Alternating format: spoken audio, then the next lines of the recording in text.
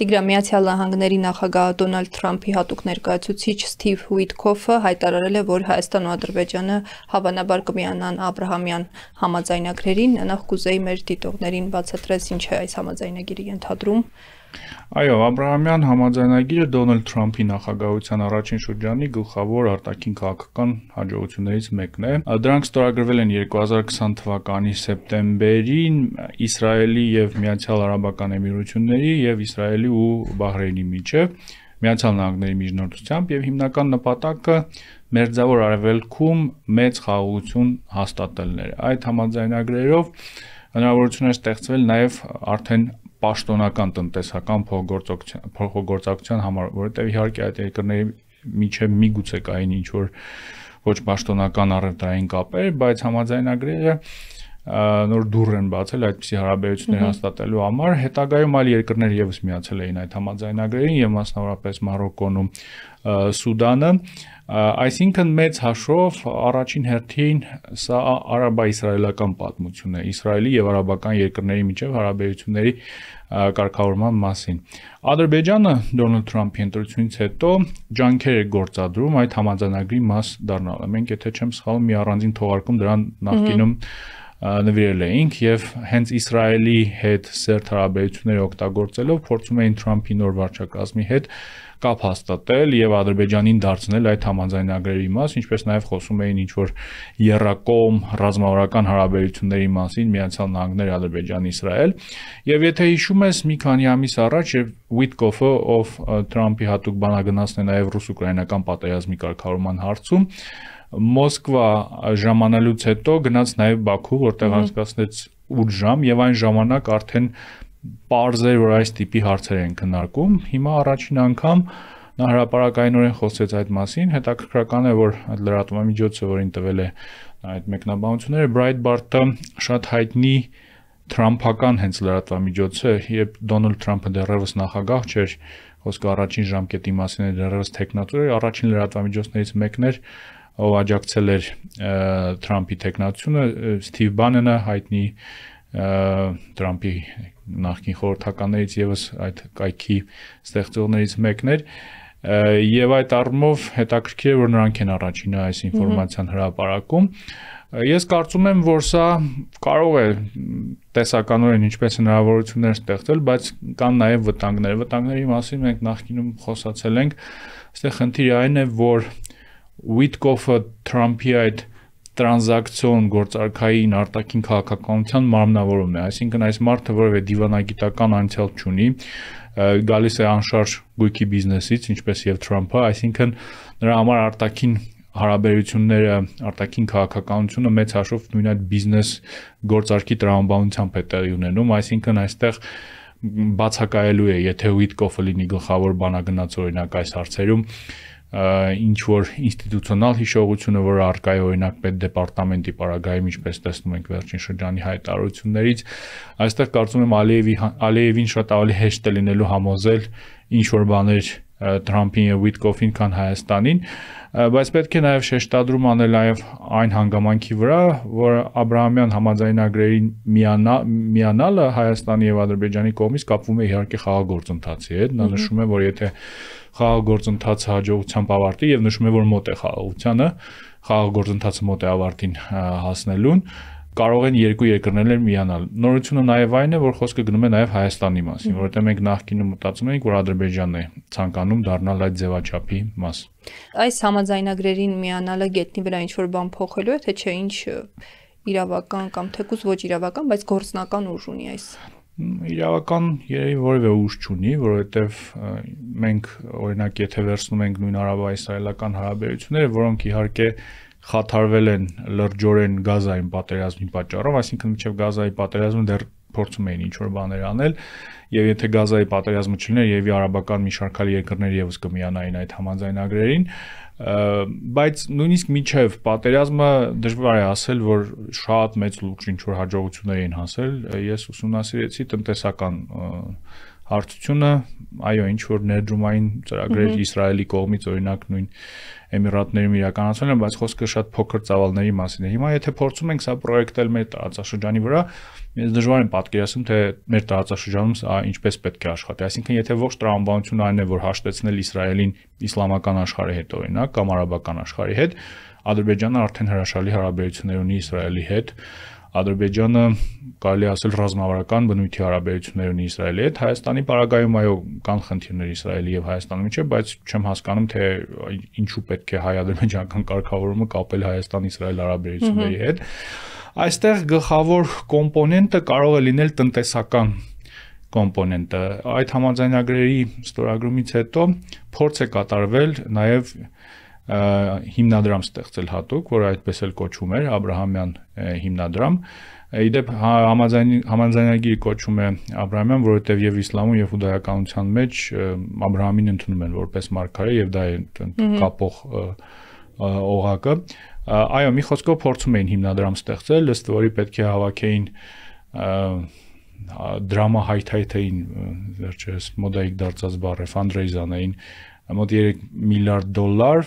որի միջոցով կիրականացնեին տարբեր ծրագրեր նույն Գազայում, այլ հատվածներում, այսինքն ինչ որ ներդրումներ կանեին, բայց այդ ժամանակահատվածում այդպես էլ չեն կարողացել որևէ գումար համարել։ Հիմա Ադրբեջանը կարող է սա նաև այդ տեսանկյունից դիտարկել, որովհետև մենք քննարկել ենք, որ Ադրբեջանը վերջին շրջանում փորձում է կարծես թե վաճառել այս խաղաղության պայմանագիրը, որ տեսեք այս խաղաղության պայմանագիրը ավելի շատ պետք է Հայաստանին, քան մեզ, դրա համար դուք մեզ պետք է ինչ-որ բան հավելյալ արժեք տաք, որպեսզի մենք գնանք ու ստորագրենք, համաձայնենք այդ խաղաղությանը։ Խոսում են այսպես կոչված խաղաղության դիվիդենդի մասին, peace դիվիդենդի մասին, ու վերջին շրջանում փորձում էին եվրոպացիների հետ խոսակցություններում, ամերիկացիների հետ խոսակցություններում ասել, որ դուք օքեյ կստորագրենք, բայց դուք ինչ որ ներդրումներ պիտի անեք, պետք է աջակցեք մեզ, չգիտեմ, ինչ որ վերականգնողական աշխատանքներում, կարող են փորձել այս հարթության մեջ դիտարկել։ Ընդհանուր առմամբ, եթե քիչ թե շատ դրական հանգամանքներից խոսենք, սա իհարկե կարող է ձևաչափ դառնալ, որով Միացյալ Նահանգները կարող են հետաքրքրված լինել խաղաղության մեջ։ Եթե մենք նախկինում ասում էինք, որ մեր հակամարտությունը առաջնահերթությունների շարքում շատ ցածր տեղում է գտնվում, հաշվի առնելով Ուկրաինան, հաշվի առնելով Գազան, հիմա տեսանք նաև Հնդկաստան, Պակիստան ու այդպիսի հակամարտություններ անդադ ծագում են, հիմա այն հանգամանքը, որ նոր վարչակազմը ռադարի տակ պահում է նաև հայ-ադրբեջանական խաղաղ գործընթացը եւ ինչ որ չափով կարող է նաև նպաստելով դրա ամբողջականացմանը հեշտ արտաքին քաղաքական դիվիդենդներ ձեռք բերել, սա կարելի է դրական հանգամանք համարել, այսինքն նրանք կարող են հետաքրքրված լինել ինչ որ փուլում, որ տեսեք Ուկրաինայում ոչ մի բան չի ստացվում, նույնիսկ հրադադար չեն կարողանում նորմալ համաձայնեցնել, նույն վիճակն է Իսրայելի պատերազմի պարագայում Գազայի դեմ կարող են փորձել Հայաստանում սա շատ տարածված մոտեցում էր, հատկապես Տրամպի ընտրությունից հետո, որ պետք է փորձենք վաճառենք այս խաղաղությունը, մենք արդեն մեր հերթին պետք է փորձենք վաճառենք նոր վարչակազմին որպես շատ հեշտ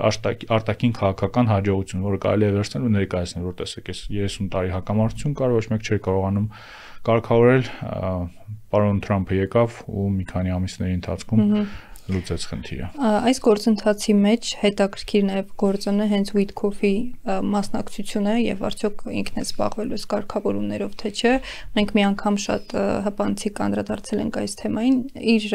նախորդ փորձը առհասարակ հակամարտություններում որևէ կարգավորում մտցնելու կամ զբաղվելու ինչ է ասում ես եւ ինչ կարող ենք սպասել Հայաստան-Ադրբեջան։ Այո, հետաքրքիր է, որ Ուիտկոֆը բացի այն, որ Ուկրաինայի հետ հարաբերություն, ռուս-ուկրաինական պատերազմի պարագայում, ինչպես նաև Միացյալ Նահանգներ Ռուսաստան հարաբերություններում է գլխավոր բանագնացը Թրամփի,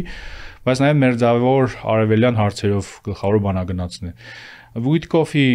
այս պայդրությամբ միակ հաջողությունը եւ առաջին հաջողությունը այն էր,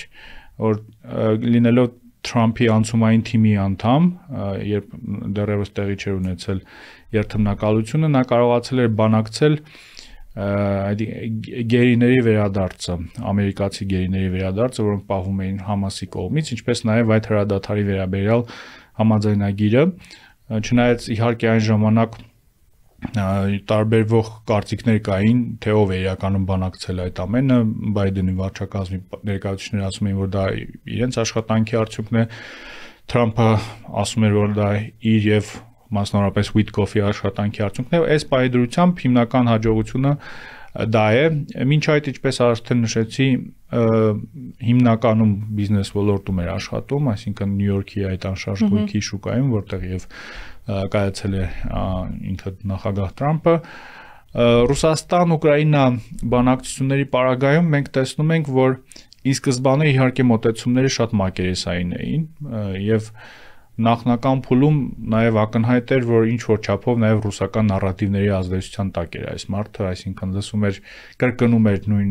նախկինում հիշել էինք այս հարցազրույցը Տաքեր Կարլսոնի հետ հայտնի այդ հարցազրույցը, որի ընթացքում նա օրինակ չգիտեր ուկրաինական այդ օկուպացված շրջանների անվանումները, նույնիսկ ինչ որ շատ պարզամիտ թեզեր էր կրկնում, որոնք հիմնականում հնչեցնում են ռուսական քարոզչության կողմից, այսինքն գործ ունենք մարդու հետ, ով ինչ որ խորքային գիտելիքներ չունի, փորձ չունի այս տիպի հարցերում, այսինքն կարելի է նրա վրա ազդել, եթե Պուտինը կարողացել է նրան ինչ որ բաներ համոզել, ու Պուտինը այո, շատ բարձր մակարդակով, շատ լավ մակարդակով ընդունելության է միշտ նրան արժանացնում, ժամերով խոսում են, կարող 8 ժամ օրինակ նստեն ու զրուցեն, այսինքն այս տիպի գործիչները կարող են ներազդվել ավտորիտար հակումներ ունեցող տարբեր գործիչների կողմից եւ Պուտինի հետ նրա փոխհարաբերությունները լավագույն օրինակն է դրա, ի սկզբանե Ուկրաինայի հարցով ամերիկյան մի քանի պաշտոնյաներ էին զբաղվում, կար Witkoff-ը, որը ինչ որ փուլում միացավ, բայց կար նաև գեներալ Kellogg-ը, որը ավելի շատ պրոուկրաինական հայացքներ ուներ։ Հիմա Kellogg-ին ամբողջովին խաղից հանել են, եթե ոչ ամբողջովին հիմնական դերակատարը չի, եւ Witkoff-ը իհարկե շատ ավելի ձեռնտու է, Witkoff-ի պես մարդիկ շատ ավելի ձեռնտու են ռուսներին։ Հիմա նույնը կարող է լինել մեր համատեքստում։ Ես վստահ եմ, որ Ալիևն ու Witkoff ավելի հեշտ են ընդհանուր լեզու գտնելու, քան Փաշինյանն ու Witkoff օրինակ, որովհետև տարբեր լեզուներով են պարզապես այդ մարդիկ խոսում, բայց ընդհանուր առմամբ կարելի է փորձել օգտագործել, եթե այդ հետաքրքրությունը մեծանա ժամանակի ընթացքում, կարելի է փորձել դա օգտագործել, առնվազն խուսափել ինչ որ էսկալացիաներից, որովհետև եթե ամերիկացիները կրկին ներգրավվեն, Թրամփը կրկին ներգրավվի, իհարկե Ադրբեջանի կողմից ինչ որ նոր էսկալացիան չի ողջունվելու նրանց կողմից եւ տեսնում ենք, որ նույն իրավիճակը կա ռուս-ուկրաինական ճակատում, երբ կարծես թե փորձում են հասնել համաձայնության, որը տարբեր դիտարկումներով ավելի ձեռնտու կլինի Ռուսաստանին, բայց Ռուսաստանը շարունակում է ինչ որ մաքսիմալիստական պահանջներ դնել եւ դա է պատճառը, ինչու հիմա փակուղու մեջ են մտել, նույնիսկ ինչպես արդեն նշեցի, հրադադարի շուրջ չեն կարողանում պայմանավորվել։ Այսինքն այո, պետք է, եթե այդպիսի հնարավորություն լինի, օգտագործել այս առիթը ինչ որ պոզիտիվ դերակատարում տալու Միացյալ Նահանգներին, բայց նաև հաշվի առնել այն բոլոր ռիսկերը, որոնց մասին մենք այսօր խոսեցինք։ Շնորհակալ եմ Տիգրան։ Ես եմ շնորհակալ։